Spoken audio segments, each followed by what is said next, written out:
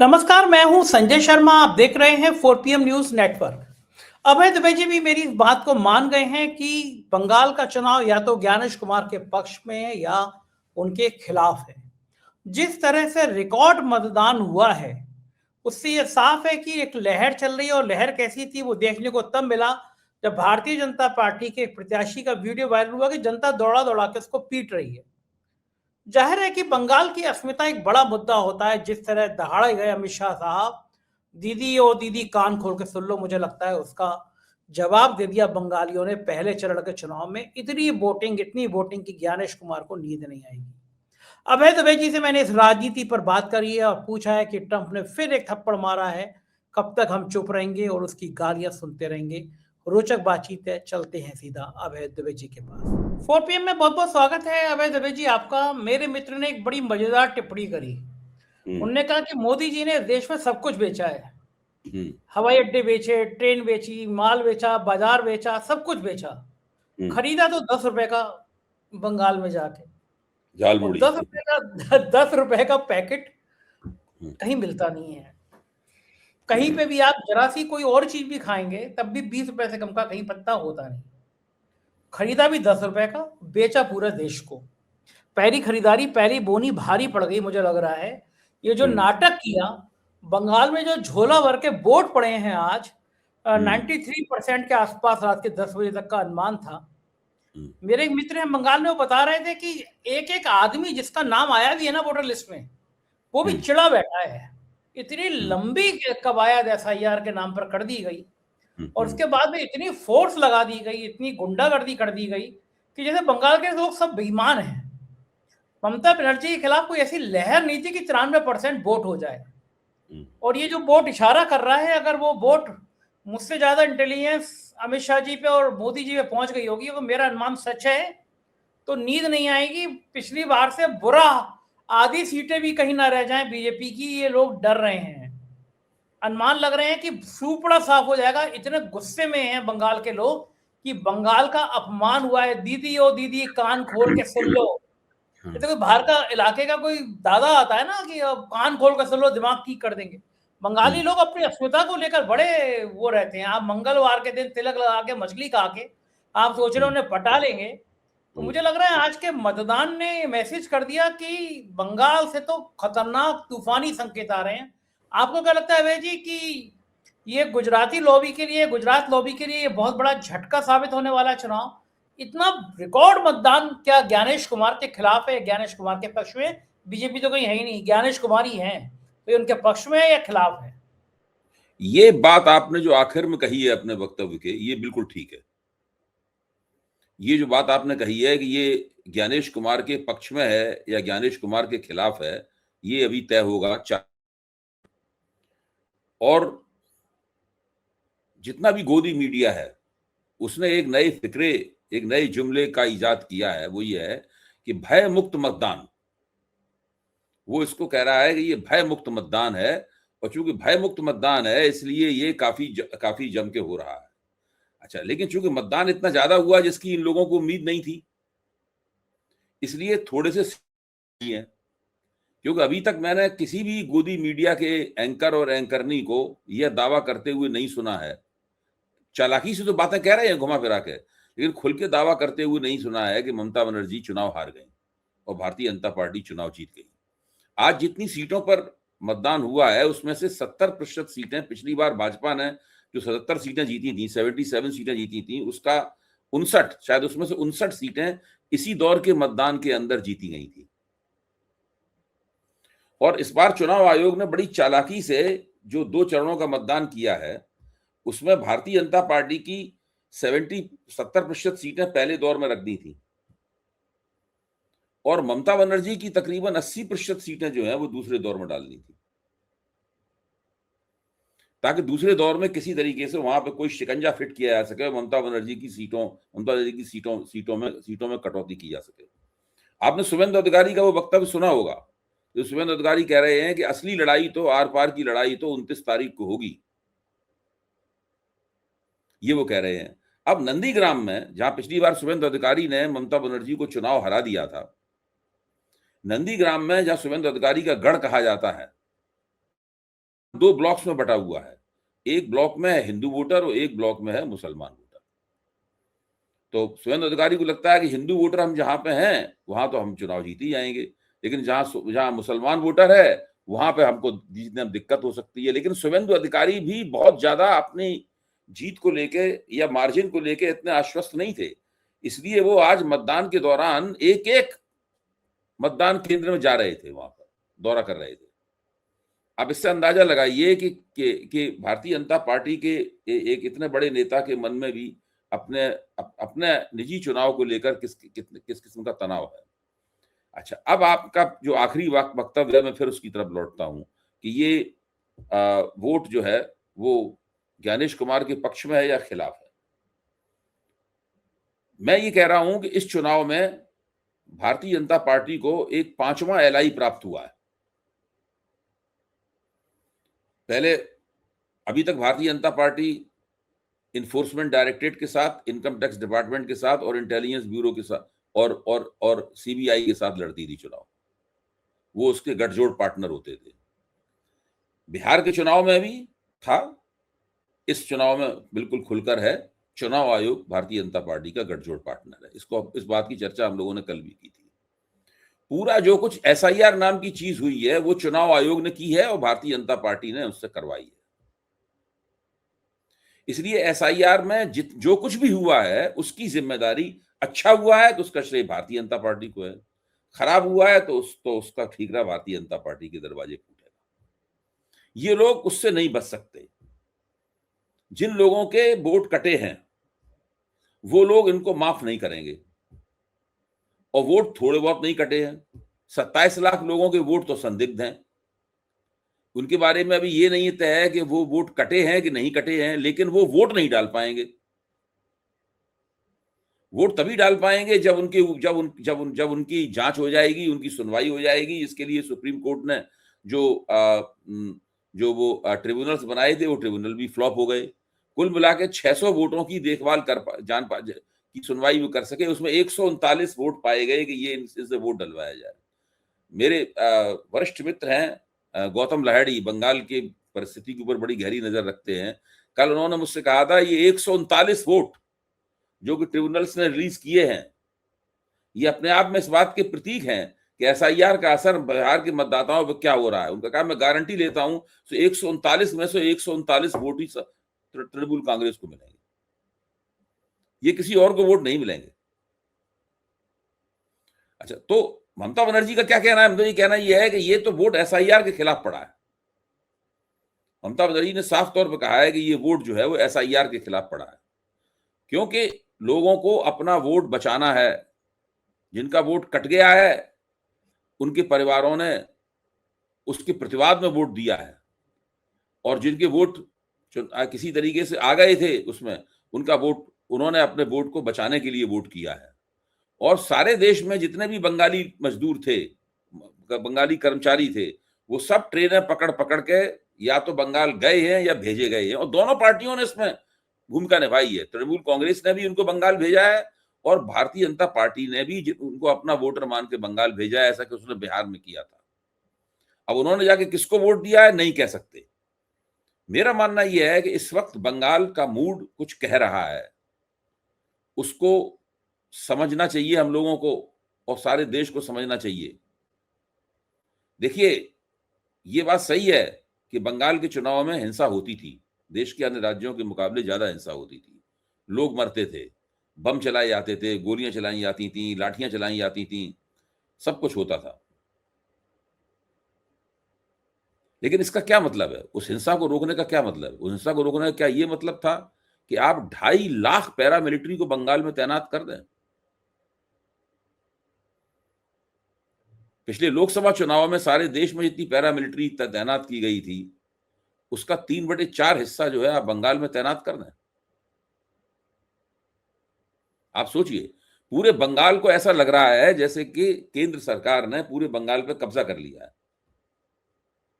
तो ये आपने क्या इससे स्वतंत्र और निष्पक्ष चुनाव होता है? जैसे कि मान लीजिए किसी घर के ऊपर गुंडों के हमले का अंदेशा हो, तो और वहां पर पुलिस और सीआरपी आए, घर के सब लोगों को जमा करके एक कमरे में बंद कर दे और पूरे घर में बैठ जाए कब्जा करके, बजाय इसके कि उस घर के बाहर पहरा दे, वो पूरे घर पे ही कब्जा करके बैठ जाए कि भाई घर के ऊपर हमले का खतरा है, और घर वाले सिकुड़े हुए एक कोने में बैठे रहें। ऐसी सुरक्षा किसी को नहीं चाहिए। तो अब इसमें मामला आर पार का होगा। अगर जैसा कि ममता बनर्जी कहती हैं वैसा हुआ तो भारतीय जनता पार्टी की सीटें 77 से घटकर कम से कम 50-55 रह जाएंगी, इसके ऊपर भारतीय जनता पार्टी नहीं जाएगी। और अगर जैसा कि नरेंद्र मोदी या अमित शाह दावा कर रहे हैं कि भाई उनके पक्ष में लहर चल रही है, तो उसके पक्ष में लहर चल रही है तो भारतीय जनता पार्टी फिर तो 2/3 बहुमत की तरफ चली जाएगी। लेकिन ऐसा कोई तार्किक कारण नजर नहीं आ रहा है। भाजपा ने बंगाल के लिए ऐसा कुछ भी नहीं किया है जिससे बंगाल में इतने लोग उनको वोट दें। 15 साल के शासन में ममता बनर्जी के कई ऐसे घटनाएं हुई थी, इसकी वजह से लोगों में उनके खिलाफ नाराजगी थी। जो आरजी केयर अस्पताल के अंदर जो घटना हुई थी, जो इसमें वो एक महिला डॉक्टर की हत्या हो गई थी, उसके साथ में दुष्कर्म करने के बाद में, उसके बाद ममता बनर्जी की सरकार के खिलाफ काफी नाराजगी फैली थी वहां बंगाल में। लेकिन अगर भारतीय जनता पार्टी ममता बनर्जी की सरकार के खिलाफ जो एंटी इनकम्बेंसी थी उसका लाभ उठाने के लिए चुनाव लड़ती,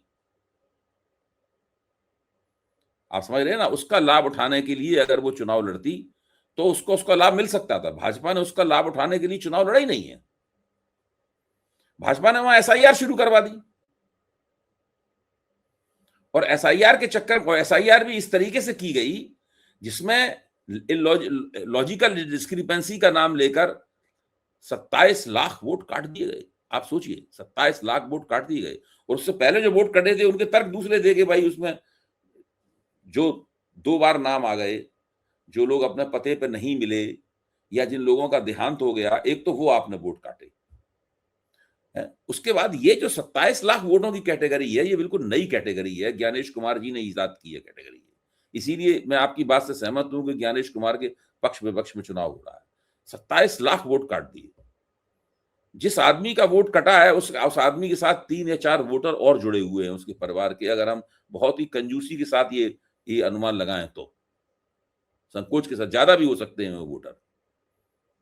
मेरा मानना यह है कि इससे कम से कम 1 करोड़ वोटरों के ऊपर असर पड़ा है इसका, 27 लाख वोटर कटने का। और इसको कटना कहना भी ठीक नहीं कह सकते, क्योंकि अभी तो ये तो नहीं कहा गया है कि ये लोग वोटर नहीं है। ये कहा गया है कि इनका वोटर होना संदिग्ध है। अब वोटर होना संदिग्ध है तो इस चुनाव में वोट नहीं डाल पाएंगे। तो क्या अगले चुनाव में वोट डालने की कोई गारंटी लेता है इसका इनकी? कि सुप्रीम कोर्ट लिख के देगा, क्या चुनाव आयोग लिख के देगा कि भाई अगले चुनाव में आप वोट डाल लेंगे? और जैसे ही वो लिख के देगा, वही सवाल होगा कि अगर अगले चुनाव में वोट डाल सकते हैं तो इस चुनाव में क्यों नहीं डाल सकते वोट? बहरहाल चुनाव का एक चक्कर तो निकल गया, एक चरण तो निकल गया, उसमें तो वोट नहीं डाल पाए। दूसरे चरण के बीच में समय नहीं है बिल्कुल। कुल मिला के 5 दिन का समय है। 5 दिन के समय में वो तमाम ट्रिब्यूनल बैठेंगे, कितने, मेरे ख्याल से 600-700 लोगों की और सुनवाई कर लेंगे, और उसमें 100-150 वोट और 100-150 वोट और क्लियर होंगे। तो वो 27 लाख वोटरों की नागरिकता जो है वो अधर्म है।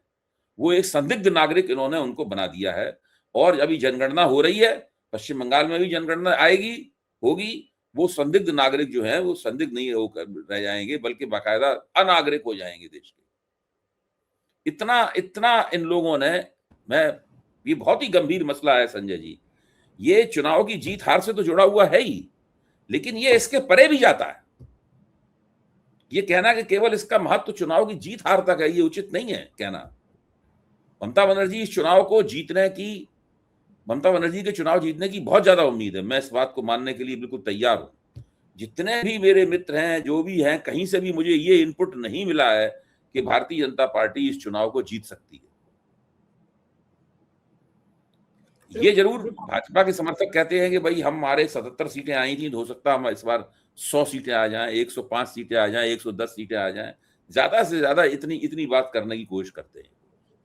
लेकिन सरकार बना पाएगी भारतीय जनता पार्टी, इसका तो कोई मौका है ही नहीं, बशर्ते उनके खिलाफ कोई एक ऐसी, उनके पक्ष में कोई एक आंधी चल रही हो, जिसमें लोगों ने तय कर लिया हो कि ममता बनर्जी को सत्ता से हटाना है और भारतीय जनता पार्टी को सत्ता में लाना है। तो इस वक्त बंगाल का चुनाव सारे देश के लिए एक सबक बनकर सामने आया है कि आप निष्पक्ष और स्वतंत्र चुनाव कराने के लिए किस तरीके से एक पूरे राज्य के ऊपर कब्जा कर लेते हैं। लोगों को डराने के लिए पूरे राज्य में सड़कों पर अर्धसैनिक बलों के बूटों की पदचाप जो है वो गूंजने लगती है।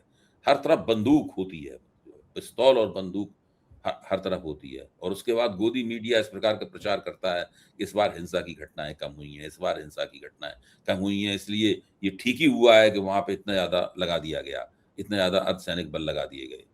जिस दिन इन लोगों को पता चलेगा कि अर्धसैनिक बल इतने ज्यादा लगाए जाते हैं, तो वो इसलिए नहीं लगाए जाते कि आपको कोई गलत काम रोकना है, बल्कि इसलिए लगाए जाते हैं ताकि आप गलत काम को अर्धसैनिक बलों की तैनाती की आड़ में कर सकें। बिल्कुल ठीक कह रहे हो। और जितनी लहर की बात कर रहे हैं आप कि एक लहर चल रही है, वो लहर तो देखने को यहाँ तक मिली कि भारतीय जनता पार्टी के प्रत्याशी को लोगों ने दौड़ा लिया, वीडियो वायरल हो रहा है, उसको पिटाई कर रहे हैं लोग। प्रत्याशी है, चुनाव लड़ रहा है, लेकिन लोग, गांव के लोग पीट रहे हैं उसको। तो इसका एक वीडियो से झलक आ रही है कि लहर है किसकी, गुस्सा किसके प्रति है। मैंने कहा ना, बंगाल की अस्मिता का सवाल देखिए, बन गया था। लहर जब किसी पार्टी के पक्ष में या किसी के विपक्ष में लहर होती है, जब इनकम्बेंट पार्टी यानी जो पार्टी सत्ता में है उसके खिलाफ एक लहर होती है, विपक्षी दल को जिताने के लिए लहर होती है, तो एक दूसरे तरह की आवाज जमीन से आती है। वो आवाज तो कम से कम किसी को नहीं सुनाई दी। देखिए, बंगाल में केवल टीएमसी और भारतीय जनता पार्टी के सपोर्टर ही सक्रिय नहीं है। बहुत से ऐसे ऑब्जर्वर्स बंगाल के चुनाव को नजदीक से देख रहे हैं, जो कि ना उन्हें ममता बनर्जी से बहुत ज्यादा वो है, ना ममता बनर्जी से बहुत ज्यादा हमदर्दी है, और ना ही भारतीय जनता पार्टी से बहुत ज्यादा हमदर्दी है। वो वास्तव में देखने गए हैं। अब आप देखिए, सी वोटर वाले हैं यशवंत देशमुख, वो लगातार आज तक के ऊपर अपना मिलिंद खांडेकर के साथ बातचीत में लगातार अपने ट्रैकर के बारे में बता रहे हैं। तो उनका मैंने पूरा ट्रैकर सब सुना। उन्होंने कहा कि ज्यादातर संभावना ममता बनर्जी के ही जीतने की है। ममता बनर्जी चुनाव में निश्चित रूप से आगे हैं। भारतीय तो बड़ा कमाल करके दिखाना पड़ेगा। एक अमिताभ तिवारी हैं, उन्होंने भी कहा है कि जब तक ममता बनर्जी के हिंदू वोटों में से 8-10% वोट भारतीय जनता पार्टी नहीं छीनती, जो कि बहुत बड़ा मतलब वो बहुत बड़ी संख्या है, तब तक भारतीय जनता पार्टी की सरकार बनाने की वहां पे कोई संभावना नहीं है। तो ये सब भारतीय जनता पार्टी बंगाल में हमेशा ही बहुत ज्यादा शोरगुल बहुत मचाती है। हल्ला गुल्ला मचाने में भाजपा एक्सपर्ट है। हल्ला गुल्ला बहुत मचाती है, लेकिन नतीजे कभी भी उसके हल्ले गुल्ले के मुताबिक नहीं आते। अबे जी, बंगाल का चुनाव देश की राजनीति पर कितना असर डालेगा? अगर जीतती है बीजेपी तो मोदी का कद, हारती है तो मोदी का कद, इस पे कितना देखिए, अगर असर? भाजपा जीत गई वहां बंगाल में चुनाव, तो देश की राजनीति हमेशा हमेशा के लिए बदल जाएगी। फिर भाजपा के लिए केवल एक ही गढ़ रह जाएगा जीतने के लिए, वो है तमिलनाडु और केरल, बस। उसके बाद देश में कुछ भी जीतने के लिए नहीं रह जाएगा। और भाजपा के पास और मोदी के पास एक टेक्नोलॉजी तो है, एक बार वो सत्ता में आ जाते हैं, फिर सत्ता से उनको हटाना मुश्किल हो जाता है। फिर वो इस तरीके से पूरे तमाम संस्थाओं के ऊपर, व्यक्तियों के ऊपर, प्रभावशाली लोगों को अपनी तरफ कर लेते हैं, हर हथकंडा अपना के, डरा के या प्रलोभन दे के, या लोगों को लगने लगता है कि इसी पार्टी के साथ जाने में लाभ है, फिर वो वहां पर पूरी तरीके से जम जाते हैं। अगर बंगाल में भारतीय जनता पार्टी को सत्ता प्राप्त हो गई, तो वो सत्ता भी उसी तरीके से सत्ता पे उसी तरह से कब्जा करके बैठ जाएंगे जिस तरह एक जमाने में सीपीआई-एम बैठ गई थी, या एक जमाने में ममता बनर्जी बैठ गई सत्ता पर कब्जा करके। भारतीय जनता पार्टी फिर बंगाल की सत्ता से आसानी से नहीं हटेगी। फिर पूरे उत्तर पूर्व पे उसका कब्जा हो जाएगा। उत्तर भारत की सबसे बड़ी ताकत वो है ही, मध्य भारत की सबसे बड़ी ताकत है, और पश्चिमी भारत की भी सबसे बड़ी ताकत है। केवल दक्षिण भारत उसके लिए रह जाएगा। फिर यही मॉडल जो बंगाल में इस्तेमाल किया गया है, इसी मॉडल को फिर एक दिन वो केरल में और तमिलनाडु में भी इस्तेमाल करते हुए देखेगी। कर्नाटक में पहले से ही भाजपा एक ताकत है, चुनाव नहीं जीत पाई पिछली बार, ये बात सही है। और तेलंगाना में भी भाजपा के पास कुछ ऐसी शक्तियां हैं जो कि आगे जाके भाजपा को बढ़ा सकती हैं। तो 2 प्रांत उसके भाजपा के पास रह जाएंगे। दक्षिण भारत का देखिए हृदय स्थल जो है वो तमिलनाडु है और केरल। और ऐसा माना जाता है, एक हमारे मित्र हैं, उन्होंने आज बड़ी अच्छी बात कही मुझसे। उन्होंने कहा कि देश का दिमाग 3 प्रांतों में है, बंगाल में, तमिलनाडु में और केरल में। जो इंटेलेक्चुअल फोर्स हमारे देश में आती है वो इन 3 प्रांतों से आती, और भाजपा के पास ये तीनों ही प्रांत नहीं है। एक बात है। और तीनों ही प्रांत जो हैं इनमें एक उपराष्ट्रीयता की, मतलब अपनी भाषा और संस्कृति के प्रति बहुत गहरा प्रेम जो होता है, राष्ट्रीयता की भावना बड़ी प्रबल है इन तीनों प्रांतों। ये उत्तर प्रदेश जैसे, मध्य प्रदेश जैसे फर्जी तिकड़म करके, अंग्रेजों की तिकड़म करके बनाए गए प्रांत नहीं है ये। उत्तर प्रदेश का क्या सांस्कृतिक चरित्र है, या मान लीजिए जैसी सांस्कृतिक अस्मिता बंगालियों में है, जैसी सांस्कृतिक अस्मिता तमिलियों में है, तमिलों में है, जैसी सांस्कृतिक अस्मिता आंध्र प्रदेश में है, जैसी मलयालम में है, उस तरह की सांस्कृतिक अस्मिता तो यहाँ पे नहीं है। इवन गुजरात में भी एक सांस्कृतिक अस्मिता है काफी प्रबल किस्म की। उड़ीसा में भी सांस्कृतिक अस्मिता है, लेकिन वो आपको उत्तर प्रदेश और मध्य प्रदेश में मिलेगी। हरियाणा में मिल जाएगी आपको सांस्कृतिक अस्मिता। पंजाबी होना, पंजाबीपन एक वो है बात, लेकिन यूपी में क्या है मतलब, और मध्य प्रदेश में क्या है। ठीक बात है। इधर चुनाव अंग्रेजों के जमाने में इन प्रांतों के नाम भी उत्तर प्रदेश और मध्य प्रदेश नहीं थे। इधर चुनाव चल रहे थे, उधर विश्वगुरु जी के माई बेस्ट फ्रेंड ने भारत और चीन को बस माँ बहन की गाली नहीं दी, सब कुछ कह दिया। हिम्मत नहीं पड़ी भारत सरकार की निंदा करने की। हिम्मत कैसे पड़ी ट्रम्प साहब तुम्हें ऐसे शब्दों का इस्तेमाल करने के लिए। विदेश मंत्रालय प्रवक्ता कह रहे हैं हमने उन रिपोर्टों को देखा है। कितना बेइज्जत कराएंगे हमारे विश्वगुरु जी। ये ट्रम्प से कह क्यों नहीं पा रहे, तुम्हारी हैसियत, तुम्हारी औकात क्या है। तुम्हें ईरान ने ठीक कर दिया, हमसे टकराओगे तुम, हम बहुत बड़े हैं ईरान से। ये वो ट्रम्प गाली दे रहा है, हम चुपचाप बैठे हुए, वो हथकड़ी बेड़ी लगा के बैठे, चुपचाप बैठे हुए। और वो ऐसे फाइल में ऐसे कौन सा फोटो वीडियो एपिस्टीन फाइल में आगे आवाज ही नहीं निकल रही है। हाँ, अब पुराना एक वक्तव्य है जो उसने ट्रम्प ने जारी किया है। अच्छा, जब यहाँ पे बहुत नाराजगी देश में फैली तो यहाँ पे दूतावास वाले लोग वहाँ रिपोर्ट भी करते हैं कि भाई आपके इसकी बड़ी यहाँ पे हंगामा है, अपोजिशन इस बात को बहुत उठा रहे हैं। तो ट्रम्प ने वहां फिर एक और वक्तव्य जारी कर दिया। वो तो अर्धविकसित टाइप का आदमी है, उसने फिर वहां एक वक्तव्य जारी कर दिया। उसने कहा नहीं, वो भारत हमारा बड़ा अच्छा दोस्त है और वो उनके प्रधानमंत्री हमारे बड़े अच्छे मित्र हैं। बस अब जो वक्तव्य जारी होते ही यहाँ फिर बल्ले बल्ले यहाँ पर भगड़ा करने लगे गोदी मीडिया वाले। एक तरफ थप्पड़ मारता है, फिर सहला देता है और ये तुरंत भांगड़ा करने लगते हैं। बहुत ही नाक कटा दी, किसी उम्मीद नहीं थी कि इस हद तक नाक कटाएगी। और बहुत शुक्रिया अभय जी, देखते हैं रिजल्ट क्या आता है, फिर चर्चा करेंगे हम लोग। Thank you. बिल्कुल। ये थे अभय दुबे जी। आप कल्पना करिए कि आप भक्त भी हैं, तब भी सोचिए, देश की खातिर सोचिए। ट्रम्प हमारे लोगों को हथकड़ी और बेड़ी लगा के वापस भेजते हैं, हम खामोश रहते हैं। आज उन्होंने भारत और चीन को गालियां दी हैं, हम कुछ कह नहीं पा रहे। हमारी इतनी हैसियत नहीं बची हम कहें कि ट्रम्प तुम अपनी औकात में रहो। ईरान ने तुम्हें तुम्हारी औकात याद दिला दी, भारत ईरान से बड़ा है, तुम्हारी हैसियत कैसी है हमारे देश के लिए, कुछ कहो। मुझे नहीं समझ आता एपिस्टीन फाइल में कौन सा फोटो, कौन सा वीडियो ऐसा है जो सब लोग डर गए हैं, बोल नहीं पा रहे, ट्रम्प को जवाब नहीं दे पा रहे। बंगाल में दहाड़ रहे हैं। बंगाल में ज्ञानेश कुमार ने बेईमानी के रिकॉर्ड तोड़ दिए हैं, लेकिन नतीजा रिकॉर्ड मतदान से पहले ही झलकने लगा है। कैसी लगी बातचीत बताइएगा जरूर। आपका अपना चैनल है, साथ दीजिएगा। शुक्रिया, थैंक यू।